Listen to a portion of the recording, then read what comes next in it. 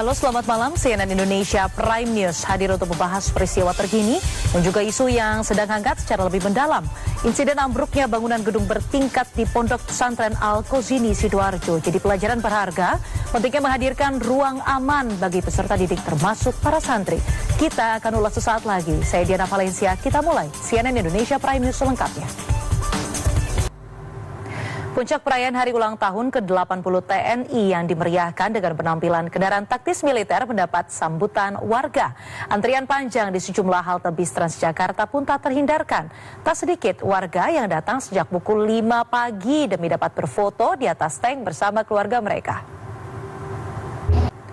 Selain Presiden Republik Indonesia Prabowo Subianto, sejumlah Menteri Kabinet Merah Putih dan juga jajaran pimpinan lembaga hadir dalam peringatan Hari Ulang Tahun ke-80 TNI di Monumen Nasional Jakarta.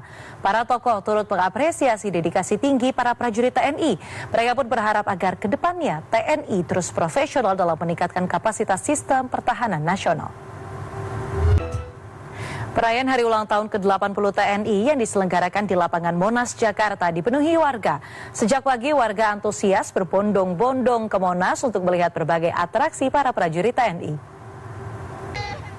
Informasi lainnya, Presiden Joko Widodo memberikan masukan. Presiden ke-7 Republik Indonesia Joko Widodo memberikan masukan kepada Presiden Prabowo Subianto. Hal itu dikatakan Menteri Sekretaris Negara Prasetyo Hadi menanggapi pertemuan keduanya pada Sabtu sore kemarin. Meski begitu, Mensesnek enggan merinci apa saja yang dibicarakan dari pertemuan tersebut.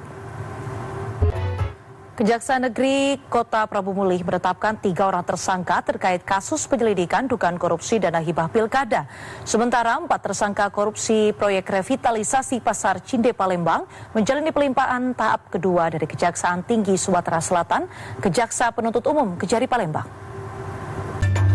Informasi lainnya, kuasa hukum terpidana kasus korupsi PT Asabri akan mengajukan novum baru dalam permohonan peninjauan kembali atau PK. Kuasa hukum terpidana Deoli Payumara mengatakan bukti keuangan dan risalah RUPS membantah tuduhan adanya kerugian negara.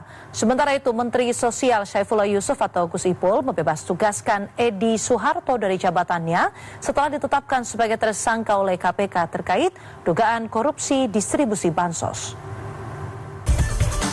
Bersama dengan operasi pencarian dan juga evakuasi korban bencana non-alam, bangunan runtuh di Ponpes Al-Qozini, upaya identifikasi 37 kantong jenazah yang diterima kompartemen Dokpol RS Bayangkara terus dilakukan. Hingga hari ke-7 pasca insiden, baru 8 korban yang sudah teridentifikasi. Sebanyak 37 korban tertimbun dinyatakan meninggal dunia, sementara diduga masih ada puluhan korban yang belum berhasil ditemukan. Dan untuk mengetahui informasi lebih lengkap, sudah terhubung bersama kami jurnalis Transmedia Lukman Rozak dari lokasi kejadian di Sidoarjo. Dan pada Minggu pagi tadi, tim gabungan Basarnas mengevakuasi 11 jenazah. Dan dengan demikian, total jenazah yang telah dievakuasi dari reruntuhan musola di Pondok Pesantren Al-Qozini berjumlah 36 santri. Sementara itu, pakar menilai evakuasi jenazah harus menekankan pentingnya menambah ventilasi dan juga membuat lubang udara secara tepat. Ambruknya bangunan gedung bertingkat Pondok Pesantren Al-Qozini, Jawa Timur ini harus jadi titik pembelajaran. Pentingnya menghadirkan ruang aman bagi seluruh peserta didik termasuk para santri di negeri ini. Lalu apa yang harus dibenahi, siapa yang bertanggung jawab secara sistemik agar kejadian ini yang terakhir? Kita akan mendengar perspektif dari redaksi CNN Indonesia bersama Revolusi Riza, Wakil Pemimpin. Sekretaris Negara Prasetyo Hadi mengungkap Presiden Prabowo Subianto terus memonitor proses evakuasi runtuhnya musola di Pondok Pesantren Al-Qozini, Sidoarjo, Jawa Timur. Ditemui usai menghadiri HUT ke-80 TNI di kawasan Monas, Jakarta pada Minggu siang, Mensesnek menyebut pemerintah akan mengevaluasi seluruh pondok pesantren untuk didata terkait keamanan bangunan dan juga infrastruktur pondok masing-masing. Di tengah proses evakuasi korban dan juga pembersihan puing menggunakan alat berat, tim SAR gabungan juga memindahkan sebuah unit mobil mewah dari reruntuhan salah satu bangunan di Pondok Pesantren Al-Qozini, Sidoarjo. Mobil itu dalam kondisi ringsek. Emak-emak pelanggar lalu lintas melawan petugas Satlantas Polres Magelang Kota saat diberhentikan. Sedangkan di lokasi lainnya di Tanjung Balai, Sumatera Utara, seorang wanita marah-marah menuduh petugas hingga pengunjung restoran lain mengambil handphone miliknya. Padahal dari CCTV terlihat handphonenya itu dibawa pacarnya sendiri. Bu.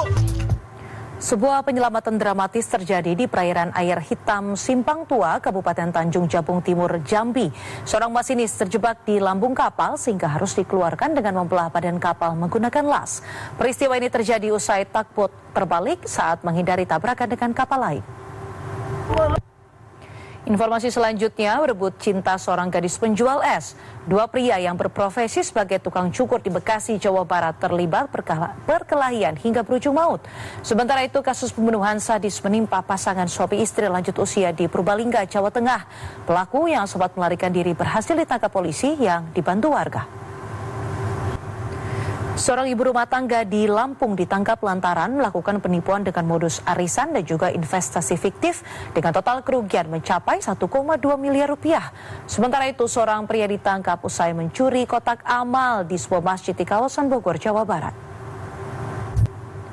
Ribuan orang berdemo di Lisbon, Portugal untuk mendukung Palestina. Sementara itu di Paris, ribuan orang juga turun ke jalan dan mereka mendukung Gaza dan armada bantuan global sumut. Warga Israel menggelar aksi di Tel Aviv mendesak pemerintah mengakhiri perang dan memulangkan para sandera. Sementara itu warga Palestina ingin gencatan senjata segera terrealisasi setelah Presiden Trump meminta Israel menghentikan pengeboman. Setelah lebih dari 1 bulan berjuang mengirimkan bantuan kemanusiaan untuk warga Gaza, aktivis kemanusiaan misi Global Sumut Flotilla Wanda Hamidah dan juga Fatur Rahman tiba di Bandara Soekarno-Hatta, Tangerang, Banten. Sementara itu, aktris Zaskia Meka meminta kepala negara dan juga masyarakat Indonesia mau memberikan perhatian terhadap banyaknya aktivis yang ditangkap Israel. Seekor sapi di Arizona kini hidup damai di sebuah suaka hewan setelah berhasil lolos dari rumah potong. Sapi itu kini dikenal dengan nama Mutilda. Dari kota Essen di Jerman, Cahaya kembali menjadi media untuk menyampaikan pesan perdamaian. Festival Cahaya Essen yang kini memasuki edisi ke-10 hadir dengan instalasi bertema Imagine Peace, menampilkan karya-karya seni cahaya dari berbagai negara. Dan usai sudah Prime News pada malam hari ini, saya Diana Valencia pamit undur diri. Terima kasih atas kebersamaan Anda. Sampai jumpa.